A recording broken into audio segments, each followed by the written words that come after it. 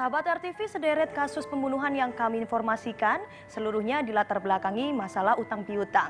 Tragisnya, mereka yang berbuat keji adalah para peminjam uang.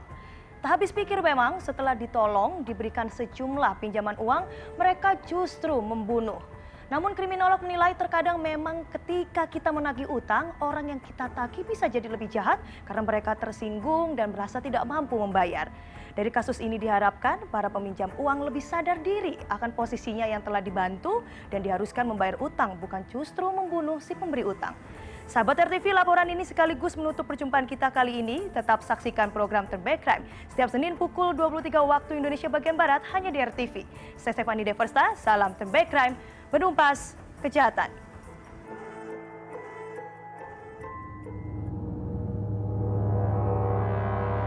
Tewasnya Atikotul Yahya jelas mengembarkan warga Kampung Citata, Kecamatan Cibinong, Kabupaten Bogor, Jawa Barat. Warga sangat kehilangan sosok guru mengaji yang santun dan baik hati. Isak tangis warga pun pecah saat melihat jasad korban dievakuasi dari dalam sumur air di belakang rumahnya. Warga tak menyangka korban tewas dengan cara yang begitu mengenaskan. Yang memprihatinkan, korban tewas akibat dibunuh suami dari asisten rumah tangganya. Penyebabnya hanya karena pelaku sakit hati dengan korban yang menagih hutang pelaku sebesar 1 juta rupiah. Pelaku juga mengaku kesal dengan korban lantaran memberitahu istri pelaku perihal hutang tersebut karena pelaku meminjam uang kepada korban tanpa sepengetahuan sang istri. Kasus utang piutang yang menelan korban jiwa juga sempat terjadi di Desa Duat, Kecamatan Baki, Kabupaten Sukoharjo, Solo, Jawa Tengah. Korban bernama Suranto beserta istri dan 2 anaknya tewas dibunuh seorang pria bernama Henry Tariatmo.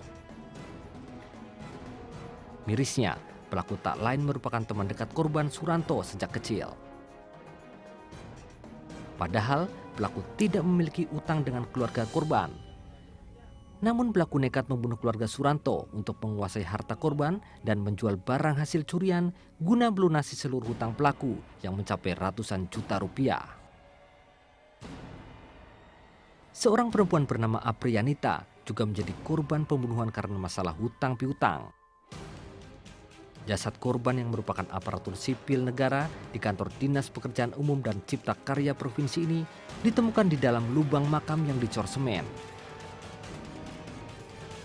Pelaku pembunuh Aprianita ini tak lain merupakan rekan kerja korban bernama Yudi. Kepada polisi, Yudi mengaku nekat membunuh korban berlatar belakang urusan bisnis menyangkut masalah hutang piutang dengan korban. Sederet kasus utang piutang yang menewaskan sejumlah korban jelas menjadi kekhawatiran banyak pihak. Utang piutang menjadi salah satu jenis transaksi yang kerap terjadi di masyarakat. Lalu mengapa hanya karena masalah uang seseorang nekat membunuh orang lain? Kriminolog Untung Sumarwan menilai adanya dendam dari pelaku kepada korban saat ditagih untuk membayar utang menjadi faktor utama pembunuh berlatar belakang utang piutang terjadi. Kemudian kalau yang di Bogor ini memang utangnya tidak terlalu besar. Tetapi kalau kita lihat memang pelakunya kan suami dari PRT di rumah korban gitu ya kira-kira ya. Jadi jumlahnya cuma 1 juta, tetapi buat pelaku ini besar sehingga dia kalau ditagih tidak bisa membayar, mereka melakukan atau mereka sudah membuat strategi bagaimana seandainya nanti ditagih oleh oleh pemberi hutang itu. Pasti orang yang pertama itu adalah janjinya.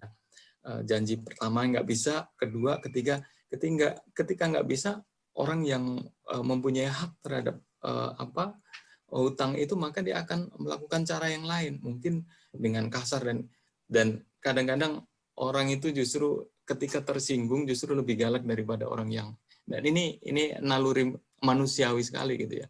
Orang sudah ditolong dengan dikasih hutang gitu ya, dikasih hutangan, tetapi ketika ditagih, ketika tidak bisa membayar, ketika tidak bisa memenuhi komitmen, maka dia melakukan hal-hal yang di luar ya batas, misalnya dengan melakukan pembunuhan atau melakukan hal-hal lainnya.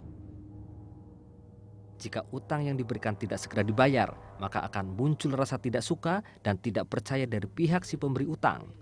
Sementara peminjam uang akan tersinggung karena ditagih terus-menerus dan menjadi dendam. Satu pihak yang lainnya memberi hutang, akhirnya timbul rasa tidak suka atau rasa tidak percaya lagi dan makian biasanya, dan itu menimbulkan rasa dendam.